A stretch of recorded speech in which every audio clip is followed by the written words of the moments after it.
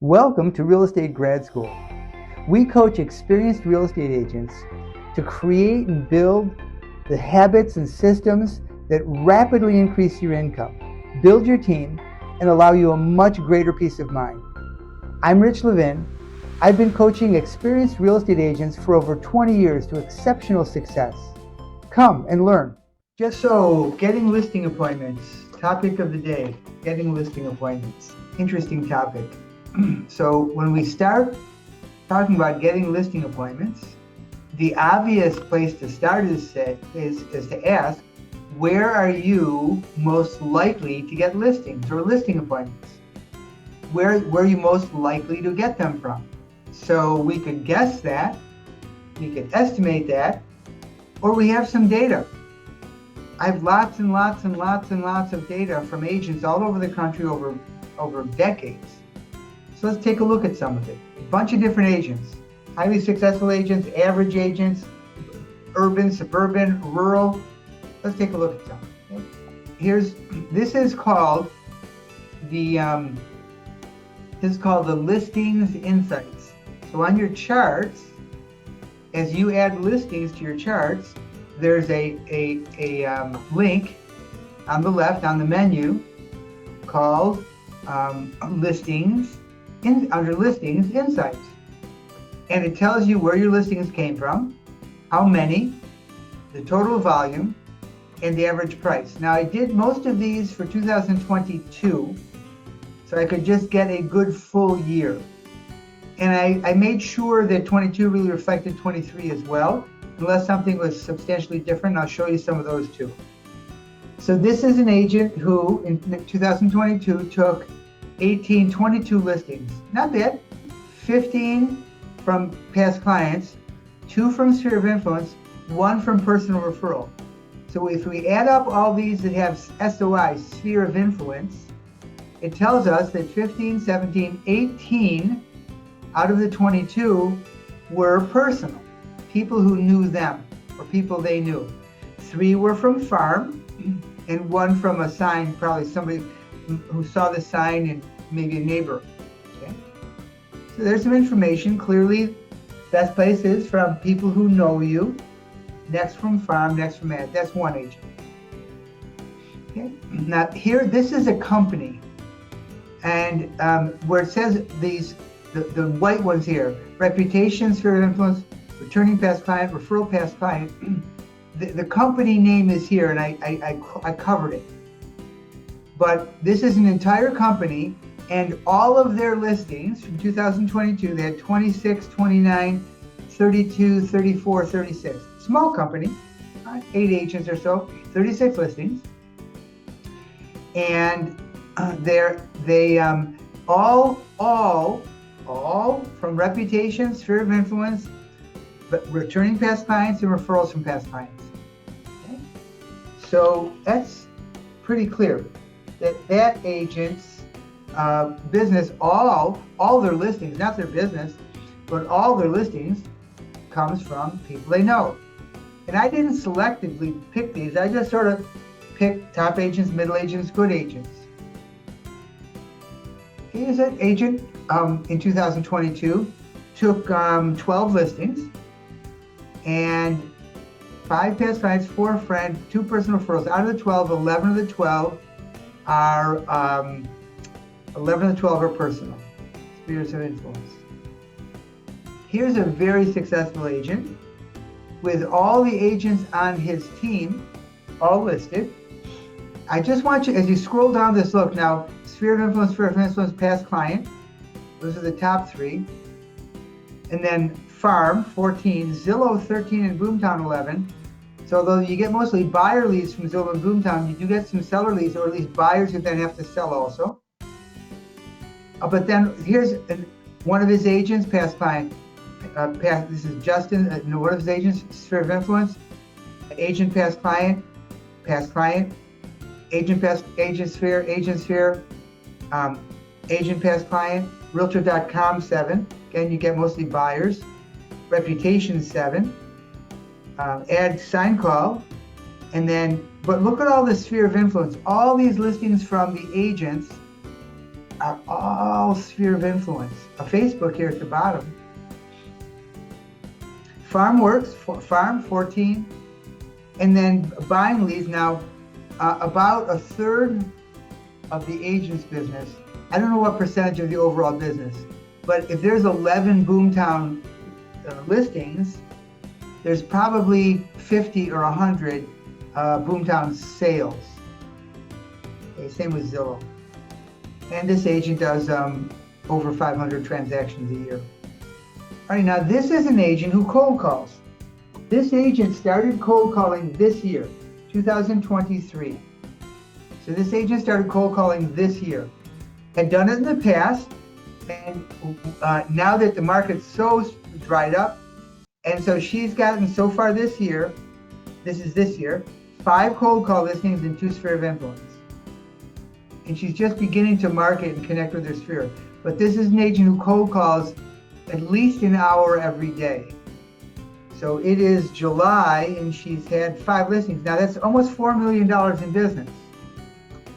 Average price range there of about $700,000, over $700,000. Average price there is $781. So, she doesn't need a lot of listings, but she works hard at cold calls and gets results. But that's all, gets results. Here's an agent who has called expired his whole career. So in 2019, in 2020, those years, he did 13 expired listings, 6 past clients, 2 personal referrals, 1 church, and 1 sphere of influence. He sends a piece of mail, a very impressive piece of mail. It's in the library. Look up Roger in the library, you'll find it. He sends an impressive piece of mail to every expired, hundreds and hundreds and hundreds of expired throughout the year. And he got 13 listings in 2019. But this year, see, there's so few expireds and nothing decent expires. This year, he's had 12 past clients. The last year or two, I've got him to start to contact past clients because there's no expireds. So his expired business dried up. That was his main source of business. So now he has had to really build other sources, and he built his sphere. And again, out of 12, 14, 15, 16, 17 listings recently, that is 12, 13, 14 of them personal.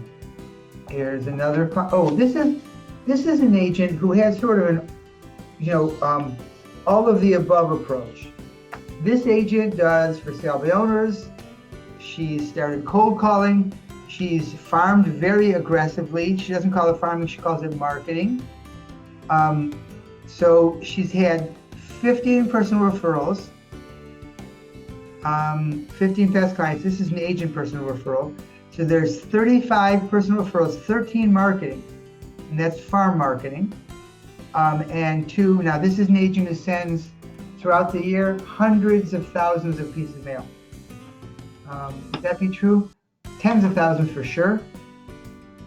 She hit 100,000? Maybe. She sends a lot every month. Target certain areas. We're working on improving that marketing, by the way. So, the evidence is clear. You're most likely to get listings from the people you know and the people you've done business with. And there are not really any other strong sources of business. A person who calls expireds all the time. All the time. I mean, every day, every expired, and following up on them well, may get 15 or 20 throughout the year, which would be nice. Somebody who calls on for sale by owners or cold calls, the number of listings you get is just not going to be that great. But when you're effective with the people that know you, you get it with far less effort, far easier business. And most of you, and most agents, are not going to do the hard work of expireds or for sale by owners or cold calls. So you're most likely to get listings from people you know and people you've done business with, past clients in your sphere of influence. Now, you can get listings from FSBOs and expireds and cold calls and open houses and other things they're going to be secondary sources for most agents. Expires are sort of out now. There's so few decent expires. For sale by owners, there are more of, but I don't think you can build a whole career on for sale by owners. You can get some, but it's difficult, and there's a lot of competition for them. Cold calls, without a doubt, you can build a steady flow of that and get a nice steady flow of leads, and over time you'll have more and more and more of those leads. But you're going to need to plan to spend an hour at least, half an hour at least. Now, I have another client who started cold call, just started. Very strong sphere of influence, and she's very good on the phone. She may get even better results from that cold calling. But you got to be willing to cold call. You can get listings from farm areas, that's for sure. It is best using all of the above approach. In other words, past clients in your sphere of influence, but also all those other things. Do everything. Do everything a little bit. Call on some for sale by owners, call on some expires, make some cold calls, hold open houses, and ask people to open house if they have things to sell. Have an online presence that has some real estate content. An all above approach is best. But if you're going to pick a place to start, a place to focus, obviously you're going to focus on your past client and your sphere of influence. I don't mean to harp on this, it's just obvious. If somebody said, I'm hungry, you'd say, eat food. And you're not going to tell them to go play baseball, you're going to tell them to go watch television, eat. I can't help it. The listings come from sphere of influence at every level and every market for nearly every agent. And the obvious next question is, how do you get listings from them? How do you get listings from them? And particularly when most of them aren't moving. So obviously, you've got to be getting it from their referrals. So the obvious answer is, you have to communicate with them. To ask for the business, or to ask who they know who may be selling, and if you don't ask, then what? It's best not to ask if you're going to call your sphere regularly, because they're going to get pretty tired pretty quick of that being your agenda. So what you want to do is keep yourself what's called in marketing top of mind for them. Top of mind means when they think of you, they think of real estate. Top of mind for them as the best agent that they know well. They may know other agents' names, but you're the best agent that they know well. I'm talking about the people in your sphere of influence, your past clients. So how do you position yourself as best agent? You make your communication a steady diet of interesting, informative information about real estate, about their market, their interest, the interest rates, and mix in some personal touches. You do it on social media, you do it in postal mail, you do it by email, you do it with client parties, random calls, small gifts, definitely referral gifts. And you get started now and you systematize it. You set the dates and you plan for sending 4, 6, 8, 10 mailings a year, whatever you decide. You begin to post every day for 5 minutes. You begin to look for some kind of an email campaign, or better yet, create some emails that you send out once a week. Plan on sending a small gift or two to your sphere of influence each year. So build these things into a marketing calendar, or just randomly do them, but be working on something all the time to be getting top of mind, staying top of mind for your sphere of influence. And there is no reason, there's no reason an agent can't do this. An agent has no excuse for not doing this consistently. Not disciplined enough? Well, excuse me, grow the heck up. You don't believe it'll work? You're doing something better? This is proven to work. And there's no excuse. We can go through excuses. Why bother? So if you want listings, if that's your complaint, if that's your focus, then the obvious way to get them is through your sphere of influence, being in communication with them, as not just in communication, how are you doing, not just in communication like here's a football schedule, in communication establishing yourself in a position where you are the agent that they trust most to both refer and to do business with. Just click on the link below. I'd look forward to speaking with you.